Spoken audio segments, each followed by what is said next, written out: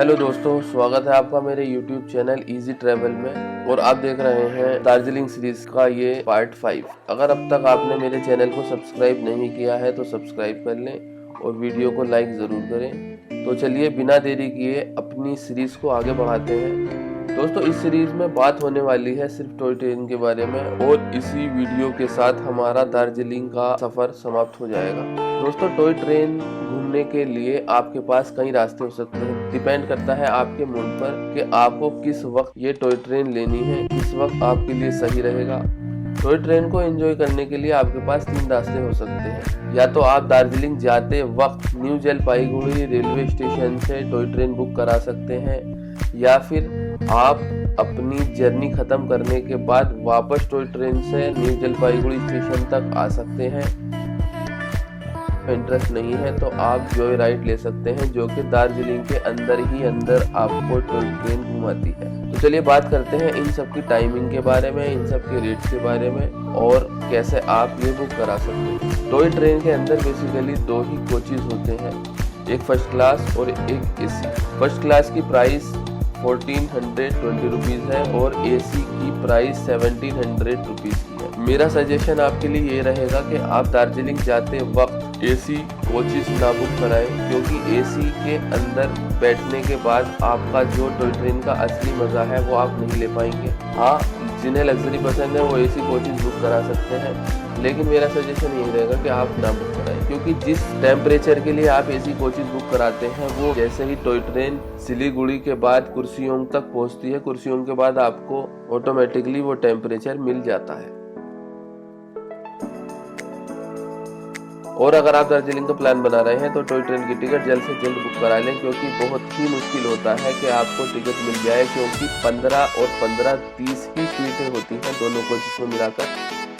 तो पहले ही आप अपनी बुकिंग कराकर चल सकते हैं। एन वक्त पर टिकट मिलने में आपको बहुत परेशानी होगी।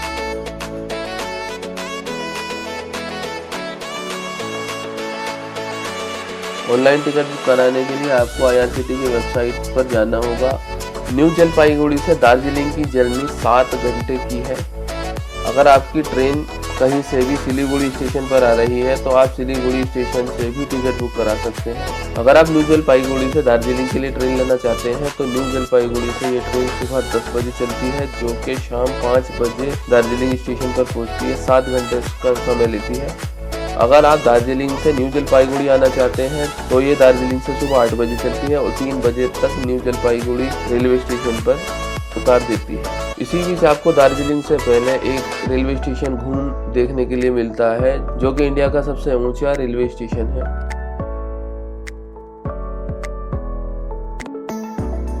तो चलिए तरीका जान लेते हैं कि टिकट को बुक कैसे करा जाए। इसके लिए आपको IRCTC की वेबसाइट पर जाना होगा और फ्रॉम के अंदर NJP डालना होगा और टू के अंदर DJ डालना होगा। इस तरह आपके पास ट्रेन की लिस्ट आ जाएगी।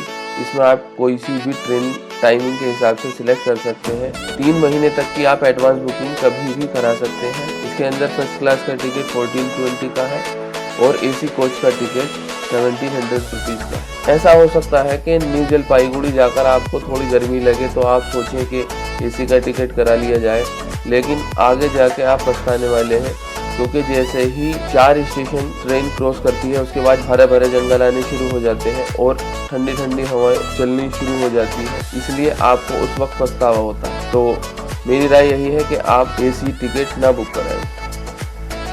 टॉय ट्रेन के बारे में अगर आपको किसी भी तरह की जानकारी चाहिए तो डिस्क्रिप्शन में आपको कॉन्टैक्ट नंबर मिल जाएगा, आप जानकारी ले सकते हैं। जैसे ही टॉय ट्रेन का पहला स्टॉप सिलीगुड़ी जंक्शन आता है, आपको कुछ याद आ जाएगा राजेश खन्ना का वो गाना, जो पूरा का पूरा टॉय ट्रेन के ऊपर ही फिल्माया गया है।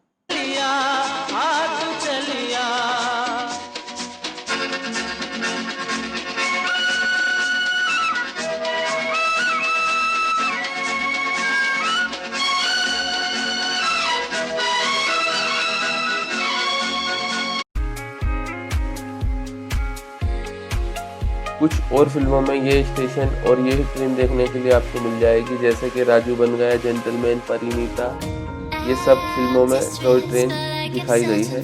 इसी ट्रेन से आपको माउंटेन कंचनजंगा भी देखने के लिए मिल सकता है, अगर आपकी किस्मत अच्छी रही और मौसम साफ मिल गया तो। जैसे ही टॉय ट्रेन अपने तीसरे स्टेशन रोंगटोंग को पार करती है, उस वक्त घने जंगल से गुजरना शुरू कर देती है और उसी वक्त एसी में बैठे हुए लोगों को अपनी गलती का एहसास हो जाता है। और जैसे ही ये ट्रेन कुर्सियोंग पहुंचती है और वहाँ पर 10 मिनट का हाल्ट मिलता है, उसके बाद एसी में बैठे हुए लोगों को ये एहसास हो चुका होता है कि बाहर एसी से ज़्यादा ठंड है।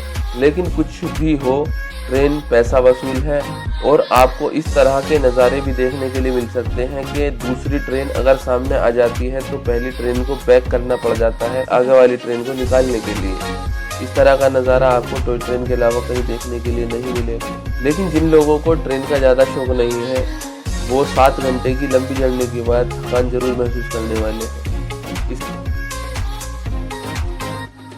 इसलिए उनके लिए ऑप्शन आता है शॉर्ट जर्नी का। वैसे हमारा सजेशन यही रहेगा कि आप न्यू जलपाईगुड़ी से दार्जिलिंग जाते वक्त ही ट्रेन ले लें, क्योंकि आपको ट्रेन में वैसे भी घूमना ही है। इसके बिना आपकी दार्जिलिंग की ट्रिप अधूरी रहेगी। और अगर आप फ्लाइट से बागडोगरा एयरपोर्ट पहुँचते हैं तो भी आपको 4 घंटे की जर्नी करके ही दार्जिलिंग जाना होगा। इससे अच्छा यही है कि जाते वक्त ही टॉय ट्रेन यूज़ कर सकते हैं, या फिर आप अपनी दार्जिलिंग जर्नी पूरी खत्म करने के बाद वापस आते वक्त ले सकते हैं। इन दोनों में आपका फ़ायदा रहेगा। या फिर आपको ज़्यादा लंबी जर्नी बिल्कुल भी पसंद नहीं है तो आप शॉर्ट जर्नी ले सकते हैं।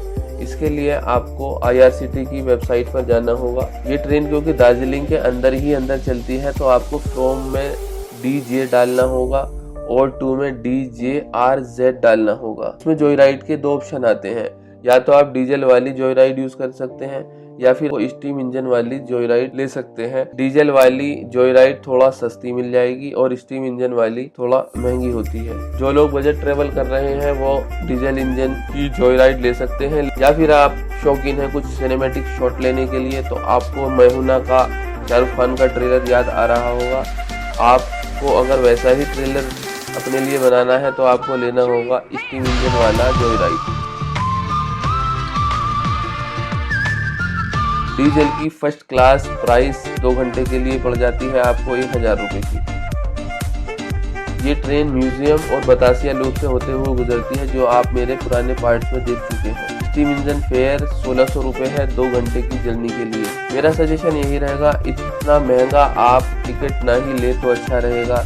इससे अच्छा यही है कि आप न्यू जलपाईगुड़ी से दार्जिलिंग या दार्जिलिंग से न्यू जलपाईगुड़ी जाते वक्त ही टॉय ट्रेन का मज़ा ले सकते हैं। इसमें आपको बेनिफिट ये रहेगा कि आप अपनी डेस्टिनेशन भी पूरी कर लेंगे, जो आपको न्यू जलपाईगुड़ी से दार्जिलिंग जाना ही है, चाहे कैब से जाएं चाहे बस से जाएं। इससे अच्छा टॉय ट्रेन ले लें। और जिन जिन रास्तों से आपको जॉय राइड लेकर जाती है, उन्हीं रास्तों से आपको न्यू जलपाईगुड़ी से दार्जिलिंग जाने वाली टॉय ट्रेन भी लेकर जाती ही है। और जो जंगल का रास्ता आपको न्यू जलपाईगुड़ी से दार्जिलिंग जाते वक्त मिलेगा, वो आपको जॉय राइड में नहीं मिलेगा। ये सारी जानकारी मिलने के बाद अब आप खुद डिसाइड कर सकते हैं कि आपको टॉय ट्रेन का मज़ा किस तरह लेना है। तो चलिए दोस्तों, टॉय ट्रेन की कंप्लीट इंफॉर्मेशन मिलने के बाद अपने दार्जिलिंग गार्डन तो हम विजिट कर चुके हैं और रोशन भाई का कहना है कि इससे अच्छा ये भी है कि हम फैक्ट्री विजिट करें, ब्यूटी गार्डन की फैक्ट्री। तो मौका मिला तो हम वो भी करेंगे। अब सिर्फ 2 पॉइंट बाकी है हमारे, एक तो है पीस पकौड़ा और एक है जापानीज टेम्पल। तो अभी हम पहले जाएंगे जापानीज टेम्पल की तरफ, दोनों आमने और सामने लगभग आधा घंटा वहाँ लगेगा, उसके बाद हम निकल जाएंगे।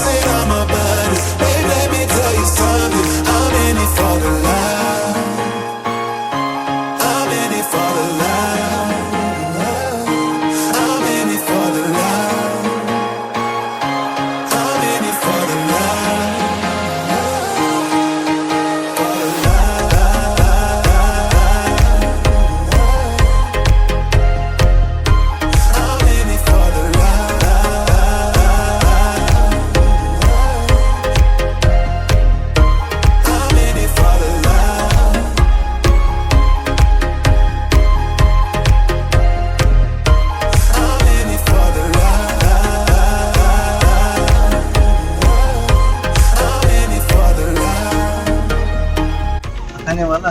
तो ये आप थक था गए? पीस पकौड़ा जो हमने घूमा। आप थक गए? अच्छा पीस जो है ये नाम पीस का तो समझ में आ गया, चलो शांति। पैगोडा मतलब पकौड़ा का क्या मतलब है? पैगोडा ये जो स्टैचू जो वगैरह बनाया है ना हाँ। बुद्ध का, उसके पैगोडा बोलता है उसको। अच्छा ये पकौड़ा आपका- है। ये इनॉग्रेशन किया था सुनील दत्त जी ने। सुनील दत्त जी ने इसका हाँ, इनॉग्रेशन किया था। इनॉग्रेशन किया था। ओके, तो पकौड़ा का मतलब बता रहे हैं हाँ, ये जो स्टैचू बने हुए थे हाँ। अभी हमने वीडियो में देखे थे। ये हर आपका हिल स्टेशन में है ये पगोड़ा। हाँ, ज्यादातर हिल स्टेशन में मैंने भी देखे हैं बहुत धर्म वाले स्टैचू। स्टैचू। तो पीस पकौड़ा का जो मतलब निकल के आया वो है शांति दूत। शांति दूत होगी। चलिए देखते हैं आगे। तो हमारा सफ़र शुरू हो चुका है सिलीगुड़ी के लिए, और ये देख सकते हैं आप टॉय ट्रेन जो चलती है इस लाइन पर चलती है। रोशन भाई का मशवरा यही था कि आप टॉय ट्रेन में ना सफ़र करें, क्योंकि टॉय ट्रेन ज़्यादा टाइम ख़राब कर देती। और अभी घंटे की हमें उसकी सीटी की आवाज़ सुनाई दी है, तो शायद मुमकिन है कि वो आगे बढ़ जाए। और हमारे साथ एक और भाई जुड़ चुके हैं सिलीगुड़ी के इस सफ़र में। रोशन कालीकोटी जी के दोस्त हैं ये। क्या नाम है आपका? दिलसन जी जुड़ चुका हमारे साथ, जो हमारे साथ सिलीगुड़ी तक का साथ देंगे। इस टॉय ट्रेन की जो है कहीं कहीं जैसे सड़क के बीच में गुजरती है, तो फाटक तो कहीं नहीं लगे हुए हैं यहाँ पर, क्योंकि इसकी स्पीड इतनी हल्की होती है कि अगर कोई अचानक आ भी जाए वो हाथों हाथ रुक सकती है, इसलिए यहाँ कोई फाटक नहीं बनाए गए हैं। जैसे घूमकर आ गई है राइट हैंड पर सड़क के बीच में से गुजरती हुई। अभी देखिए यहाँ से भी सड़क के बीच में से गुजर रही है ये, लेकिन यहाँ कोई फाटक नहीं लगाया गया क्योंकि इसकी स्पीड बहुत ज़्यादा हल्की होती है। ये 10 किलोमीटर घुमाने के लिए ही 10 किलोमीटर घुमाने के लिए 2 घंटे का समय ले लेती है।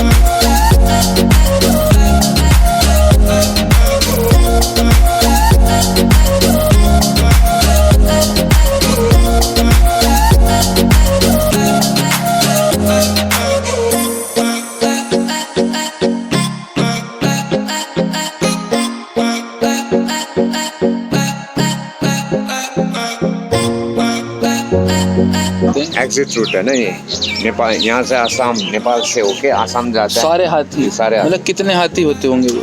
ग्रुप में 200-300 मतलब इस जगह से 200-300 हाथी गुजरते हैं। ठंड में नेपाल जाते हैं। जी, ठंड में यहाँ से सब नेपाल जाते हैं और गर्मी में सब आसाम सब जाते आसाम हैं।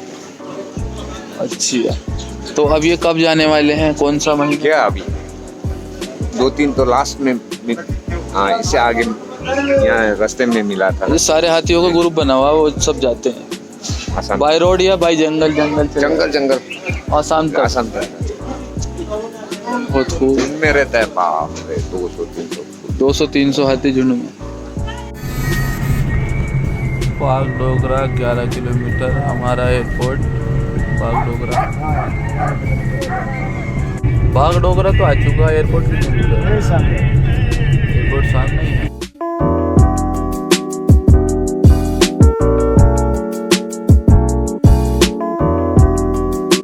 तो हम एयरपोर्ट पहुंच चुके हैं और ये था हमारा एक दिन दार्जिलिंग में, जिसमें रोशन भाई ने हमारा बहुत बखूबी साथ दिया है।